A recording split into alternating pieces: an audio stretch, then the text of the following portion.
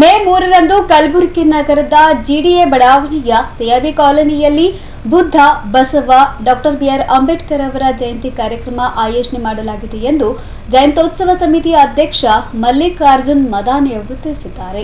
ಕಲಬುರಗಿ ನಗರದ ಪತ್ರಿಕಾ ಭವನದಲ್ಲಿ ಸುದ್ದಿಗೋಷ್ಠಿಯನ್ನು ನಡೆಸಿ ಮಾತನಾಡಿದ ಅವರು, ನಗರದ ಜಿಡಿಎ ಬಡಾವಣೆಯ ಸಿಐಬಿ ಕಾಲೋನಿಯಲ್ಲಿ ಬುದ್ಧ ಬಸವ ಡಾಕ್ಟರ್ ಬಿಆರ್ ಅಂಬೇಡ್ಕರ್ ಅವರ ಜಯಂತಿ ಕಾರ್ಯಕ್ರಮ ಆಯೋಜನೆ ಮಾಡಲಾಗಿದ್ದು, ಅಂದು ನಡೆಯುವ ಕಾರ್ಯಕ್ರಮಕ್ಕೆ ಮುಂಡರ್ಗಿಯ ನಿಜಗುಣಾನಂದ ಸ್ವಾಮೀಜಿ, ಭಂತೆ ನಾಗರತ್ನ, ಸಂಸದ ರಾಧಾಕೃಷ್ಣ ದೊಡ್ಮನಿ, ಶಾಸಕ ಅಲಂಪ್ರಭು ಪಾಟೀಲ್, ಶಿವಶಾನಪ್ಪ ನಂದಗಿರಿ ಸೇರಿದಂತೆ ಅನೇಕ ಜನಪ್ರತಿನಿಧಿಗಳು, ರಾಜಕೀಯ ಮುಖಂಡರು ಹಾಗೂ ಗಣ್ಯರು ಭಾಗವಹಿಸಲಿದ್ದಾರೆ ಎಂದು ತಿಳಿಸಿದ್ದಾರೆ. ಸರ್, ನಾವು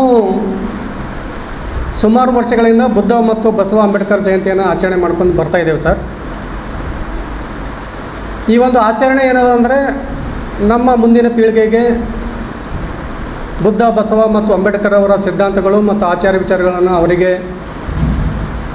ಅವರ ಜೀವನದಲ್ಲಿ ಅಳವಡಿಸ್ಕೊಂಡು ಅವ್ರು ಕೂಡ ಏನದಂದ್ರೆ ಈ ಮಹಾನ್ ವ್ಯಕ್ತಿಗಳು ಯಾವ ರೀತಿ ಬದುಕಿದವರು, ಈ ದೇಶಕ್ಕಾಗಿ ಯಾವ ರೀತಿ ಅವರ ತ್ಯಾಗ ಬಲಿದಾನ ಮಾಡಿ ನಮ್ಮನ್ನು ಬದುಕಲಿಕ್ಕೆ ಅವಕಾಶ ಮಾಡಿಕೊಟ್ಟಿದ್ದಾರೆ.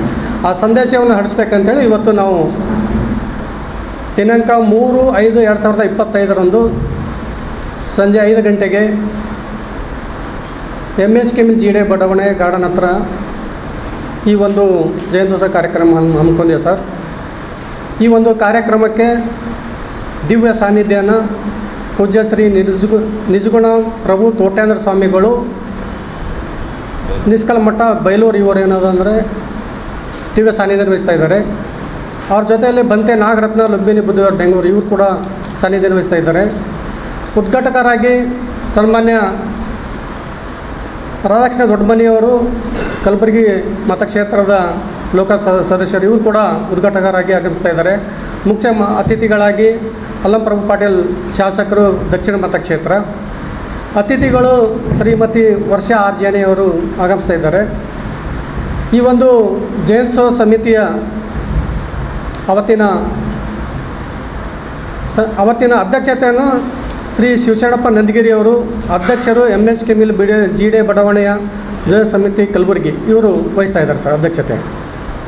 ಪ್ರಾಸ್ತಾವಿಕ ಮತ್ತು ಸ್ವಾಗತ ಶ್ರೀ ಮಲ್ಲಿಕಾರ್ಜುನ್ ಮದಾನಿ, ಅಧ್ಯಕ್ಷರು, MS ಕೆಮಿಲ್ ಜಿಡಿಎ ಬಡಾವಣೆ ವಸತಿ ಗೃಹ ಬಡಾವಣೆ ಕಲಬುರಗಿ. ನಿರೂಪಣೆ ಅಶೋಕ್ ತಳಕೆರೆ ವಹಿಸ್ತಾ ಇದ್ದಾರೆ ಸರ್. ವಂದನಾರ್ಪಣೆ ಶ್ಯಾಮರಾವ್ ಶಿಳ್ಳೆ, MS ಕೆಮಿಲ್ ಜಿಡಿಎ ಬಡಾವಣೆ ಸದಸ್ಯರು ಸರ್. ಸುದ್ದಿಗೋಷ್ಠಿಯಲ್ಲಿ ಸಮಿತಿಯ ಜಗನ್ನಾಥ್ ತೆಲ್ಕೂರ್, ಪ್ರವೀಣ್ ಧೂಳೆ ಸೇರಿದಂತೆ ಸಮಿತಿಯ ಅನೇಕರು ಭಾಗವಹಿಸಿದ್ರು. Bureau report in Gulbarga news.